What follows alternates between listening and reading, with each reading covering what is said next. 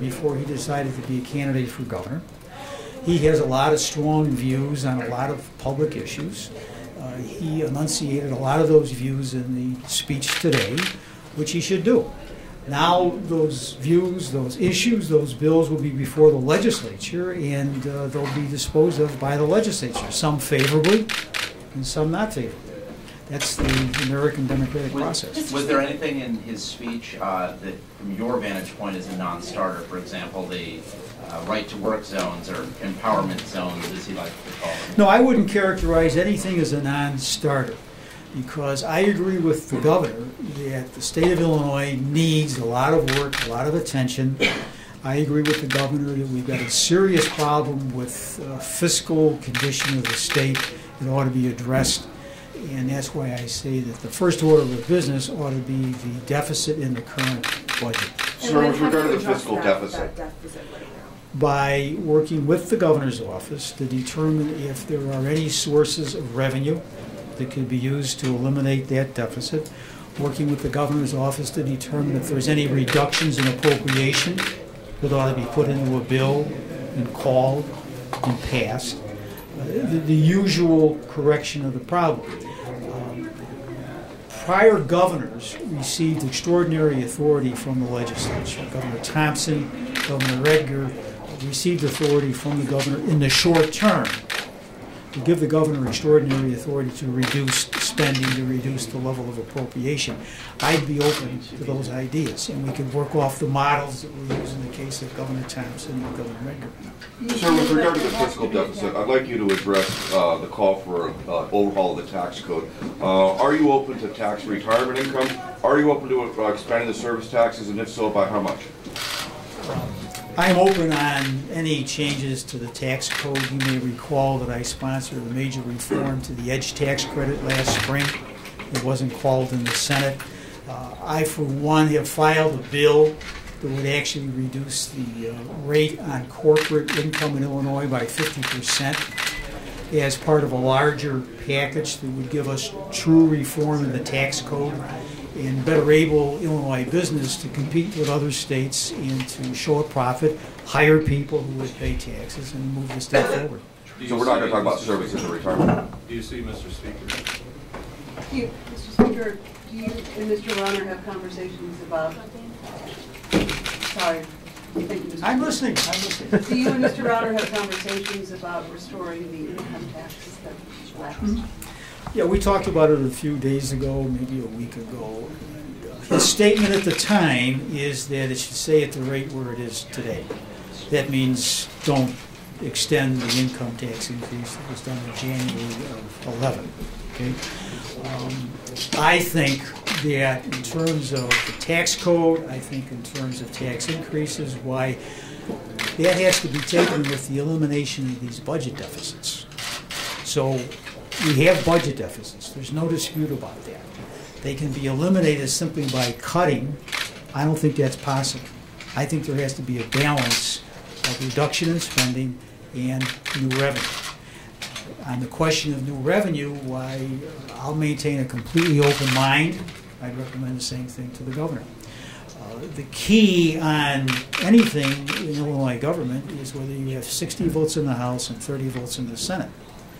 And if you want to adopt a new tax, increase a tax, you need to find 60 people in the House that will vote for it. That takes you to the question, what kind of taxes are we talking about? Sales taxes, income tax. Some people don't want to vote for a sales tax increase. Other people don't want to vote for income tax increase.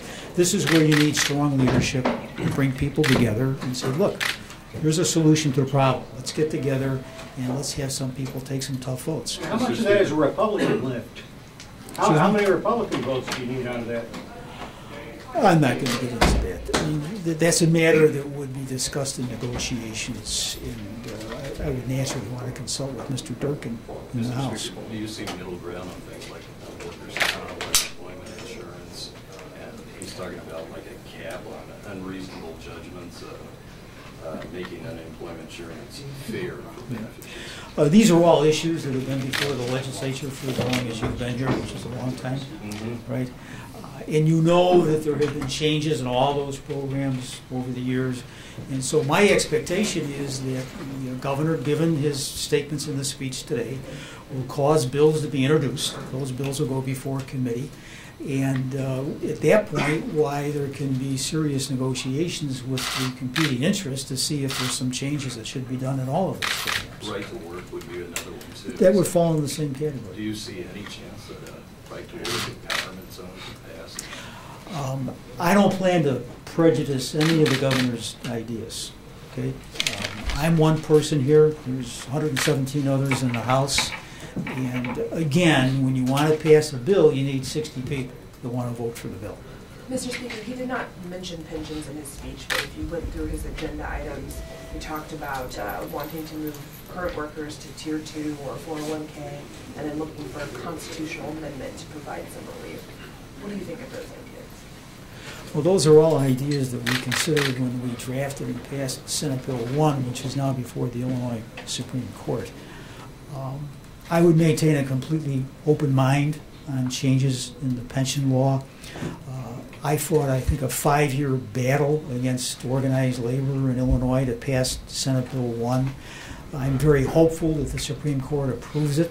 If they don't, well, we're back at square one with a very serious problem, as you know. Just to clarify what you said before about discussions about putting that tax increase back in place. You said he's against it. He wants to keep it at 375 now. Doesn't want it to go back to 5.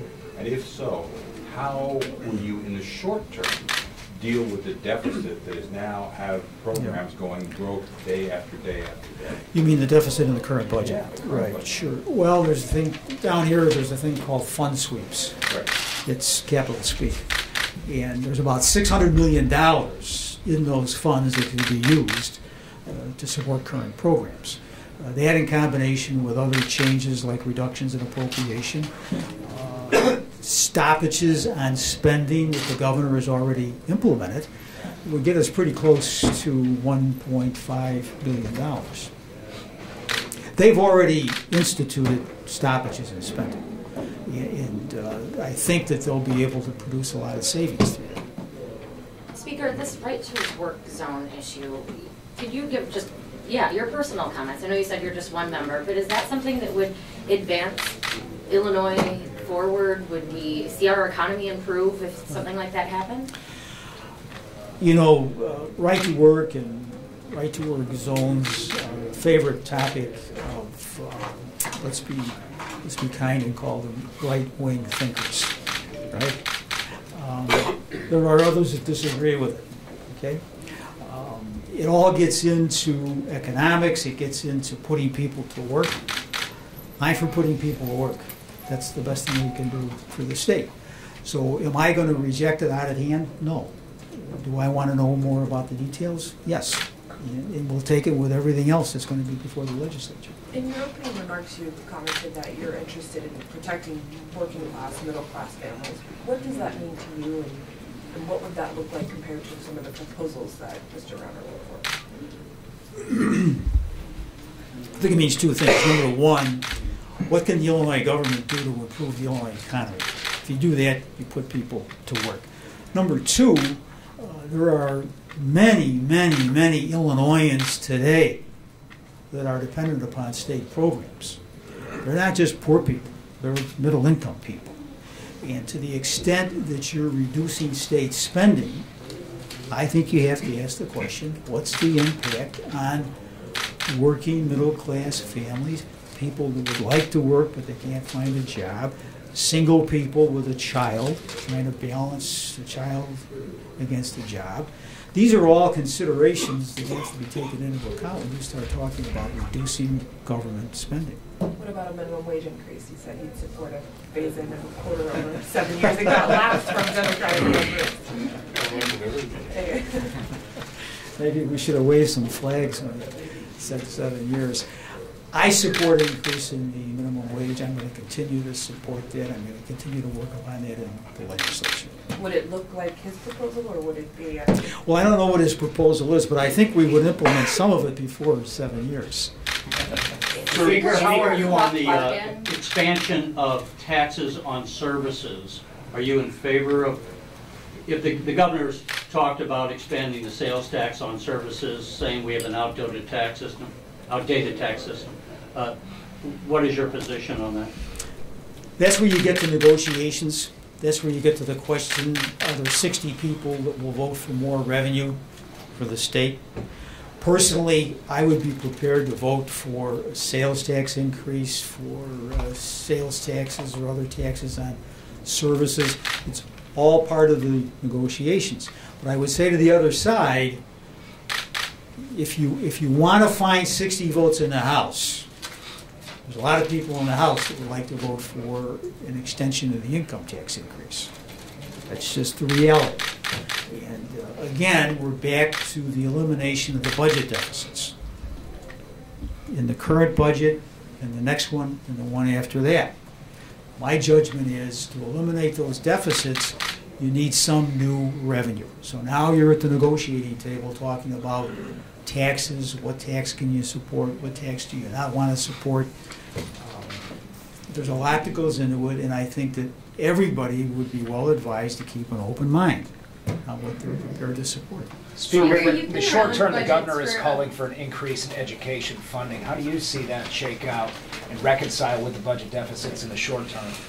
Well, obviously, it's a matter that has to be reconciled. Do I support increased funding for education? The answer is yes. What about the budget deficits? This is where you have to sit and reconcile these competing interests. Do you think this speech was a negotiation speech, sort of putting down Democratic ideas and Republican ideas to maybe a preview of the negotiating we could see?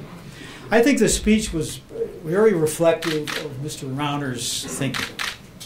So I knew Mr. Rauner before he became a candidate for governor.